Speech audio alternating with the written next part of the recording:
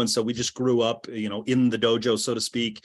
And when I was 18, 19, I found a martial art called Aikido, which is all about kind of blending and using the other person's energy in circles and resolution of conflict management, and that kind of thing, which of course extends itself and lends itself to the business world, human communication, resolving conflicts in our lives. It's not all about fighting.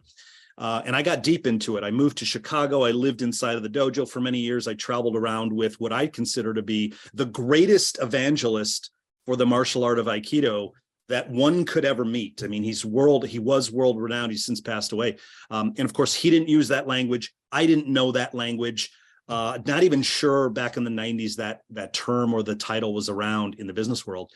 But I drew from that because I was living inside the dojo in a very specific Eastern style program, mentorship program. There were 4 of us at a time that lived in the dojo, and our job was just to study the chief instructor and learn leadership, learn how he communicated with people, travel around, carry his bags, servant leadership type stuff. And it was a profound experience doing that kind of thing, that once I got into the business world, I realized there was something inside of me. It was a seed that had been planted inside of me, and it was this servant leadership type thing. And I also had realized through all the different things that I had done, real estate sales, loan originator, heating, cooling, mechanical contracting, all these things I tried, that where there was not a really strong belief around the thing, I had a difficult time kind of selling to others. It became very mechanical. We're just doing the job. What's the end goal? Okay, we head toward that end goal. And so I realized I am put on this earth, and I am kind of wired around when I believe in something, and the belief is deeply tied to helping other human beings grow and develop and evolve. Because my instructor at the time sat us all down, all of the live-in students, which there were only 4 at the time. And these are the people that he's building up to be future Aikido instructors. And he said something very profound.